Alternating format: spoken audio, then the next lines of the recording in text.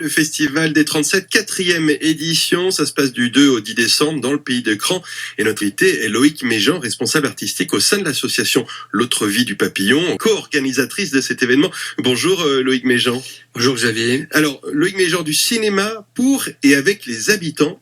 Qu'est-ce que cela veut dire? Ah oui, c'est pas un festival comme les autres, c'est-à-dire que nous fabriquons des courts-métrages avec les habitants, c'est-à-dire qu'ils écrivent, qu'ils jouent, qu'ils participent à la réalisation et aussi à la programmation de ce festival pour les habitants du pays de Cran, mais pas que, puisque c'est dédié à toute personne qui a bien envie de découvrir des courts-métrages réalisés sur le territoire. Alors on va pouvoir y assister, les voir, ces courts-métrages.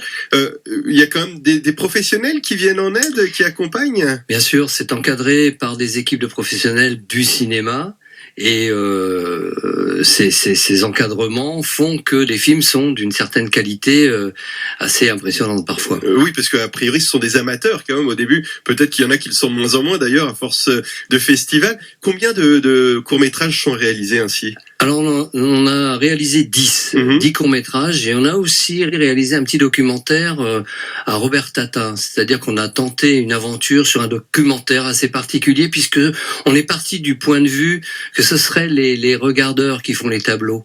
Et de ce fait, on a interviewé, on s'est entretenu avec des personnes qui commentent ce qu'ils ressentent face à une œuvre de Tatin qu'ils ont choisie. 10 courts-métrages, un documentaire qu'on pourra visionner pendant cette 4e édition du festival des 37. J'imagine qu'il y a d'autres rendez-vous?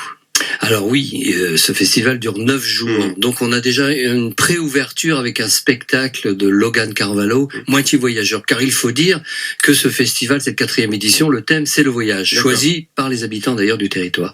Et ensuite, tout le festival est jonché d'événements, de projections de films, de rendez-vous gustatifs, d'animations, de tables rondes et de concerts, puisqu'il y a un concert aussi Teatro Zingaro le jeudi de cette semaine. Oui.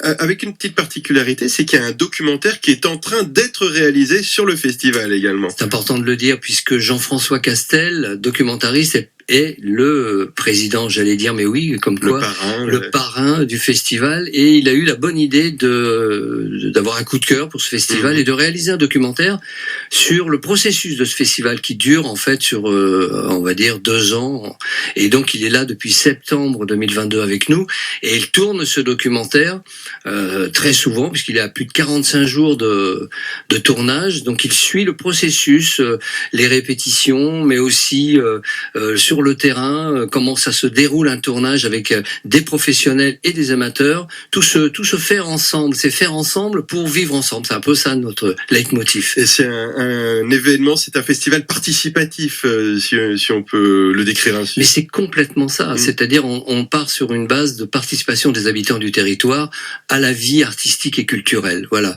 C'est tout simple, souvent on vient consommer des spectacles ou on vient voir un film, etc. Là, on est dans la fabrication, on est dans le faire ensemble.